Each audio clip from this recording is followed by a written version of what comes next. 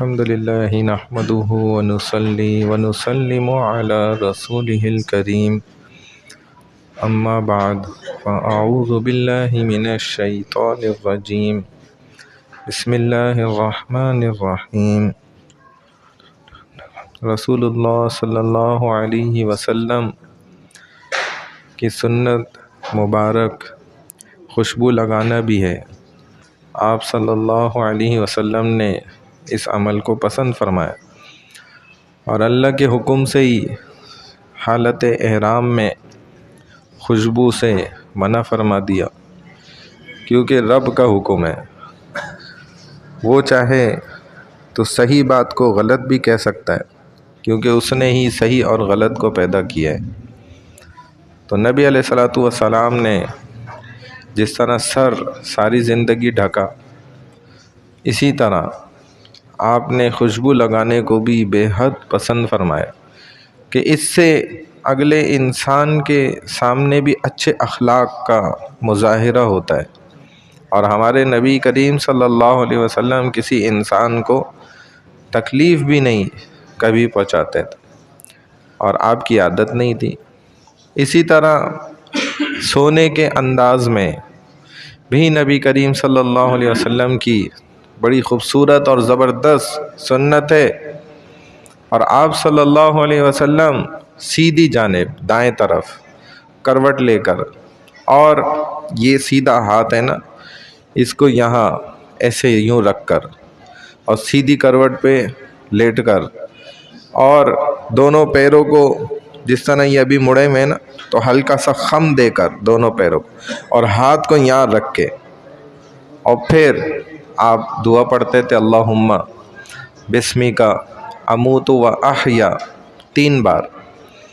اور ہمارے ایک شیخ الحدیث استاذ حضرت مولانا ڈاکٹر عبدالرزاق اسکندر صاحب نے بتلایا کہ جس آدمی کو نیند نہ آتی ہو نا، اور نیند میں اگر نیند آ بھی جاتی ہے بڑی تکلیف سے، مشقت سے، اور نیند آ بھی جاتی ہے، جاگتا ہے، تو وہی جسم میں پریشانی، وہی جسم میں تھکاوٹ، اور ایسا جیسے نیند کی نہیں ہے میں نے، اگر کسی کو ایسا ہوتا ہے تو فرمائے کہ یہ ایک تو اس طرح سنت کے مطابق سوئے، اور دوسرا یہ دعا پڑھے اللہم بارک لی فی نومی، اے اللہ میری نیند میں برکت ڈال دیجئے۔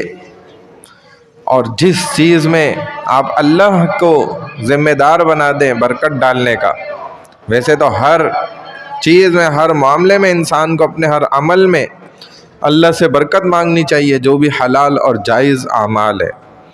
ناجائز اور حرام اعمال میں تو برکت مانگنا، یہ تو اللہ کے ساتھ بھی مذاق ہے، خود اپنے ساتھ بھی مذاق کر رہا ہے، اور بہت بڑا حرام گناہ مول لے رہا ہے۔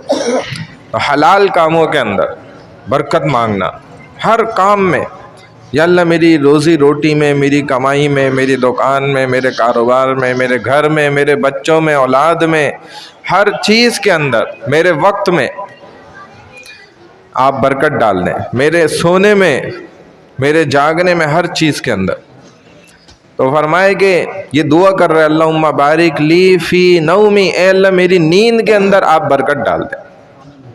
اب جب اللہ نیند میں برکت ڈالتے ہیں تو میں ایک واقعہ سنا دیتا ہوں، حیران کون ہے، لیکن ایسے ہزاروں واقعات ہیں، میں آپ کو صرف یہ واقعہ سنا رہا ہوں۔ اور یہ ایسا نہیں ہے جو انوکھی باتیں، یہ آج بھی الحمدللہ ایسے لوگ موجود ہیں۔ وہ واقعہ کیا ہے کہ ایک قاری صاحب نا، ظہر کی نماز کا وقت میں تقریباً 6-7 منٹ رہ گئے تھے، اور وہ اپنے کمرے کی جانب جا رہے تھے، طلبہ کمروں کی جانب سے آ رہے تھے، کیونکہ مدارس میں آپ جانتے ہیں ہاسٹل ہوتے ہیں، رہائش گاہیں ہوتی ہیں، طلبہ وہیں رہتے ہوتے ہیں، تو چند اساتذہ کو بھی جگہ ملتی ہے، وہ بھی وہیں رہائش پذیر ہوتے ہیں، نگرانی کرنی ہوتی ہے، 10 قسم کی چیز۔ تو قاری صاحب نماز میں 6-7 منٹ رہ گئے اور کدھر جا رہے ہیں؟ کمروں کی طرف۔ اور طلبہ وہاں سے کمروں کی طرف سے آ رہے ہیں. تو انہوں نے ان طالب علموں کو کہا بھائی ٹھیک 2.5 منٹ بعد آ کے مجھے اٹھا دینا. اب طلبہ حیران کہ 2.5 منٹ بعد، وہ ان کے پیچھے ہی چل گئے کہ 2.5 منٹ میں کون سا ایسا زیادہ وقت رہ گیا، 2.5 منٹ میں کوئی زیادہ ٹائم لگتا ہے. کہتے ہم نے اپنی آنکھوں سے دیکھا کہ وہ سیدھا کمرے میں گئے اور لیٹ گئے، اور 4-5 سیکنڈ بعد ان کی خراٹیں شروع ہو گئے.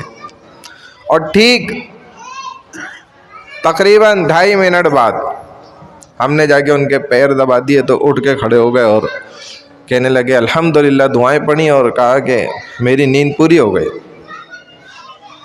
دیکھیں. اور ہمارے خود شیخ حضرت مولانا شمس الرحمن عباسی نقشبندی، ایک دفعہ سامنے ہم بیٹھے تھے تو حضرت فرمانے لگ گئے بھائی کتنے سال ہو گئے میں سویا ہی نہیں ہوں، کئی سالوں گزر گئے. یہ بے چینی دیکھیں. تو یہ بے قراری یہ برکت والی ہے، یہ برکت سے خالی نہ سمجھیے گا. 2 قسم کے لوگوں کی نیند اڑ جاتی ہے، ان میں ایک اچھے لوگ ہیں، دوسرے برے لوگ ہیں. تو یہ اچھوں کی کیٹیگری ہے. جب بندے کا، اب نبیوں کو دیکھیں نا، نبی سو بھی رہے تو اللہ کہتے ہیں جاگ رہے ہیں. ان کا ایسا تعلق، دل جاگ رہے، جڑا ہوا ہے اللہ سے، بظاہر سوتے ہوئے نظر آ رہے ہیں.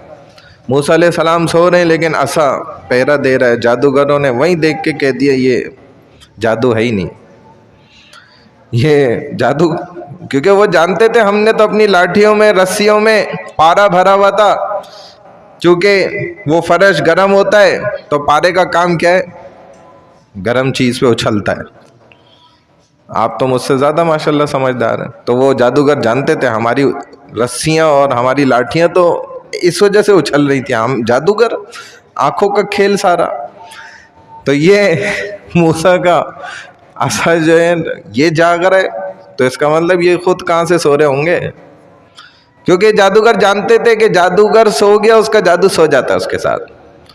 تو اگر یہ سو رہے ہیں تو ان کا جادو کیسے کام کر رہا ہے؟ تو اس کا مطلب کچھ اور ہے کہ ایک تو یہ جادوگر نہیں ہے، اور دوسرا یہ گویا سو بھی نہیں رہے، یہ ہمیں نظر آ رہا ہے کہ سو. اور نبی علیہ السلام نے تو یہ بات فرمائی بھی کہ نبی تو سوتا ہوا تمہیں دکھ بھی رہے لیکن وہ جاگ رہا ہے، اس کا دل جاگ رہا ہے، اصل جڑا ہوا ہے اللہ سے. تو اللہ والوں کی نیندیں، اس پر مجھے وہ بڑا اچھا نا لطیفہ یاد آ گیا. جب وہ ایک، یہ تو جو ہے لیلا مجنو کے بڑے واقعات مشہور ہیں نا.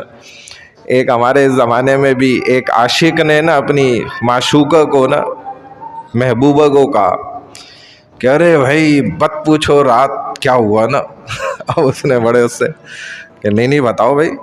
ارے رات کو تو بس میں سویا اور تم تو میرے خواب سے جا ہی نہیں رہی تھی، ساری رات تم میرے خواب کے اندر رہی. بس اس نے ایک جوتا اپنا اتارا محبوبہ نے اور دھڑام سے اس کو سر پہ مارنا پیٹنا لگ گئی. تو اس نے ارے بھائی یہ کیا ہو گیا؟ کہتی ہے پاگل کا بچہ، یہ جس کے اوپر عشق سوار ہو جائے اس کو کوئی نیند آتی ہے؟ جو عاشق ہو جائے، اصلی ریئل عاشق کی بات کر رہا ہوں، ہمارے والے عاشق رسولوں کی بات نہیں کر رہا. یہ 2 نمبر بھی ہوتے ہیں، ان میں بہت سارے ہیں ماشاءاللہ. ہم بھی نہیں دعویٰ کرتے 1 نمبر ہونے کا، یہ دعویٰ کرنا بہت بڑا دعویٰ ہے. یہ جو عاشق رسول ہوتا ہے اس کی، یہ تو میں دنیا کے عاشق کی بات بتا رہا ہوں نا، کہ وہ عورت ماننے کو تیار نہیں ہے کہ تو ریئل عاشق سچا، تجھے نیند کیسے آ گیا؟ عاشق کی تو نیندیں اڑ جاتی ہیں، حرام ہو جاتی ہیں. اور جو اللہ کا عاشق بن جائے اور رسول کا بن جائے وہ مزے سے سو سکتا ہے. وہ تو بستر پہ لیٹے گا، اس کی فوراً آنکھ کھلے گی، بھائی اللہ کو یاد کر لو، اللہ سے لو لگا لو. تو یہ راتوں کو کیوں جاگتے ہیں؟ لمبی لمبی رات ان کے لیے جاگنا آسان ہے، کیونکہ ان کو روگ ہی الگ لگ جاتے ہیں نا، تب ان کی نیندیں. تو بہرحال میں یہ عرض کر رہا تھا، سنت طریقے سے سونا نا، اس میں برکت ہے. اللہ تعالیٰ ہم سب کو عمل کی توفیق عطا فرمائے. بس مختصراً گزارش یہ ہے کہ آپ کی مسجد میں ماشاءاللہ 4 سلسلے بہت اہم چل رہے ہیں، جن میں سے ایک تو پیر منگل اور جمعے کے دن تعلیم بالغہ جس میں علم دین سکھلایا جا رہا ہے، قرآن بھی، فقہ بھی، شرعی مسائل، تجوید، سارا کچھ الحمدللہ چل رہا ہے۔ دوسرے نمبر پہ روزانہ الحمدللہ عصر کے بعد مختصر بات کرتے ہیں 10-12 منٹ کی۔ اور تیسرا، ہفتے کے دن درس قرآن چل رہا ہے، اور قرآن کا سیکھنا سمجھنا ہمارے لیے بھائی فرض ہے۔ اتنا علم سیکھنا، ہم کہتے ہیں نا کہ ہمیں اس جتنا زندگی کے اندر استعمال میں آتا ہے فرض ہے، میں تو یہ کہتا ہوں، ہمارے جو بڑوں سے سنا کہ اتنا علم سیکھنا فرض ہے کہ تنہائی میں آپ گناہ سے بچ جائیں۔ اب آپ اندازہ لگا لیں پھر کتنا سیکھنا پڑے گا کہ اس قدر مضبوطی آ جائے، اتنا ایمان وہ علم کھینچ کے لے کر اندر آ جائے کہ دل نورانی ہو جائے، اکیلے میں بیٹھا وہ سارا موقع ہو گناہ کرنے کا اور نہ کرے، یہ علم مل جائے۔ اتنا سیکھنا فرض ہے، گناہ سے بچ کے دکھانا اللہ کو، اتنا سیکھنا۔ اور پھر درس قرآن کے علاوہ الحمدللہ سیرت رسول صلی اللہ علیہ وسلم، یہ چوتھا کام اتوار کے دن مغرب کے بعد، تو اس میں ضرور جو ہے کوشش کیا کریں کہ جڑ جائیں، اور یہی اعمال ہیں جو انشاءاللہ ہمیں جنت میں لے جانے والے ہیں۔ اللہ عمل کی توفیق عطا فرمائے۔ سبحان اللہ و بحمدی، سبحانک اللہم و بحمدک، نشہد ان لا الہ الا انت، نستغفرک و نتوب الیک، برحمتک یا ارحم الراحمین۔